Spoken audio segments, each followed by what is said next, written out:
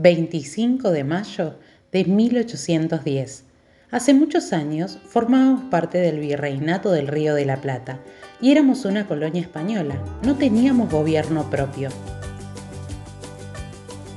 Después de las invasiones inglesas, en la ciudad de Buenos Aires, capital del Virreinato del Río de la Plata, los comerciantes monopolistas y los peninsulares continuaron ocupando todos los cargos públicos, pero desde 1808 fue creciendo el descontento entre los criollos, que pretendían organizar un gobierno autónomo y practicar el comercio libremente. Finalmente, en mayo de 1810, un grupo de criollos porteños encabezó un movimiento con el propósito de asumir el gobierno del virreinato.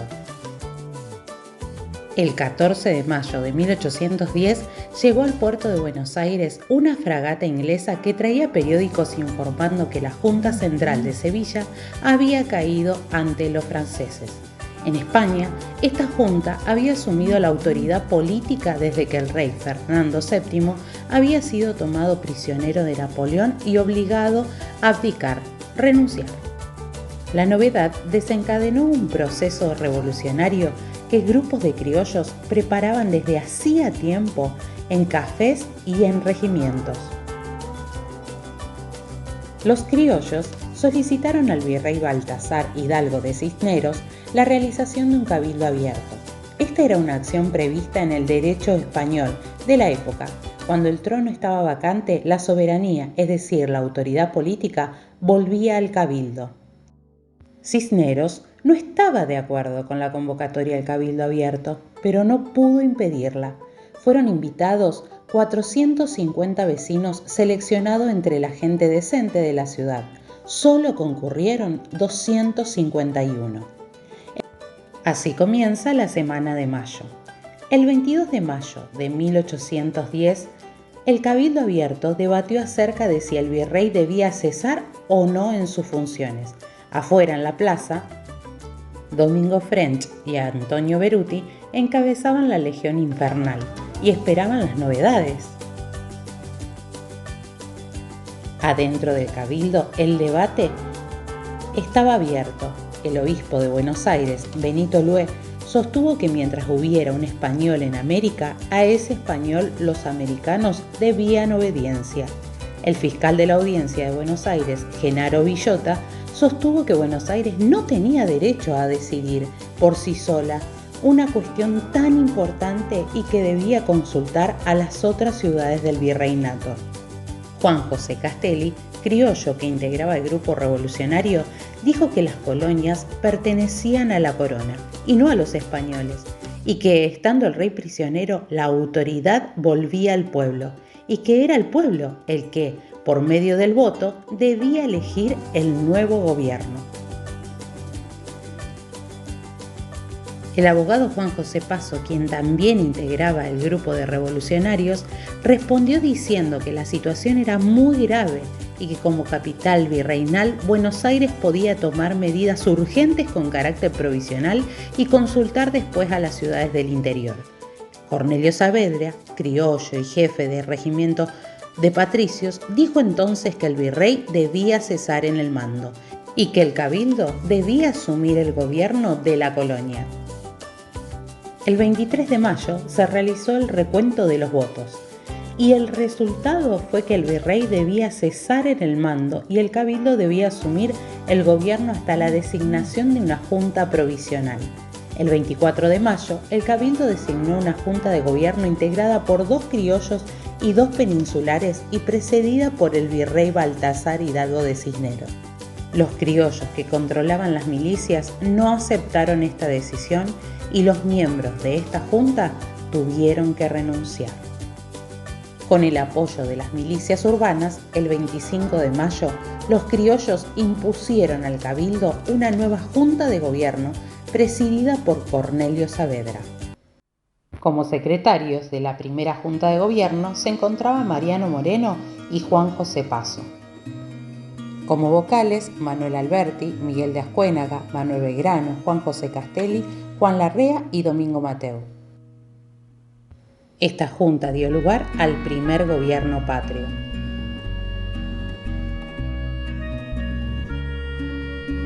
Cornelio Saavedra, comandante del regimiento de patricios, nacido en Potosí, era uno de los oficiales milicianos con más autoridad. Propuso políticas moderadas y representó los intereses de los grupos criollos, que pretendían transferir los privilegios de funcionarios y comerciantes españoles a los nuevos funcionarios y hacendados criollos. Moreno, Belgrano y Castelli estaban de acuerdo con las ideas de la Ilustración y conocían el proceso de la Revolución Francesa. Ellos fueron partidarios de las reformas más radicalizadas. Mariano Moreno fue considerado un jacobino por sus posturas extremas, como la imposición de penas extremas ante cualquier reacción realista que pusiera en peligro a la revolución. Algunos criollos revolucionarios eran partidarios de declarar la total independencia de la metrópoli. Sin embargo, la nueva Junta Provisional de Gobierno se presentó como heredera de las autoridades metropolitanas y en una proclama dirigida al pueblo manifestó su fidelidad y obediencia al monarca español. Esta fecha es considerada como el inicio del Estado Nacional argentino, el cual marcaría el camino hacia la independencia del país. Por todo esto, ¡que viva la patria! Ahora veamos algunos datos importantes de la época. La sociedad colonial estaba conformada por blancos, españoles y criollos. Ellos fueron los grupos dominantes. Los españoles ocupaban los cargos más importantes y eran dueños de grandes extensiones de tierra. Los criollos eran los hijos de los españoles, que nacieron en América. Eran funcionarios de menor categoría, comerciantes, artesanos y propietarios de pequeñas porciones de tierra. Los nativos eran la mayoría de la población, y en ellos recayeron las actividades laborales de la tierra y la explotación minera. Los negros fueron traídos de África como esclavos. Ellos podían ser vendidos y utilizados por su dueño. Eran ocupados principalmente para las tareas domésticas, el trabajo en las minas y las labores rurales. La convivencia de estos tres grupos nativos, negros y blancos, originó la aparición de otros grupos, del blanco con el negro el mulato y del nativo con el negro el sambo. ¿Sabías que ellos vivían en casas muy parecidas entre sí? Sus paredes eran gruesas, pintadas con cal, tenían tejas rojas y ventanas con rejas de hierro y estaban adornadas con macetas con flores. Solo muy pocas casas tenían 2 pisos. Estas estaban alrededor de la Plaza Mayor y pertenecían a las familias más adineradas. Te preguntarás cómo era la ciudad. Las veredas eran empedradas y muy angostas, mientras que las calles eran de tierra. Cuando llovía, se hacía bastante difícil transitar por ellas, sobre todo por las características de los vehículos de aquel entonces. De noche, el farolero era el encargado de iluminar las calles principales, encendiendo velas que estaban dentro de faroles de vidrio. En la ciudad, la gente compraba sus mercaderías en los comercios que estaban alrededor de la Plaza Mayor. También tenían una gran importancia los vendedores ambulantes, que con llamativos pregones ofrecen distintos productos: velas, escobas, empanadas, etc. En los pueblos se agrupaban diferentes productos: alimentos, ropas, tejidos, herramientas para tareas agrícolas, bebidas, etc., en un solo negocio llamado pulpería. Así, además de comprar sus provisiones, las personas jugaban a la taba, tomaban mate o aguardiente. En esa época las comunicaciones se hacían cara a cara o por medio de mensajes escritos como cartas y ordenanzas que eran llevadas a destino por un cartero llamado chasqui. Las diligencias eran carros de 4 ruedas, tirados por caballos y especialmente destinadas al transporte de personas. El caballo era el medio más veloz.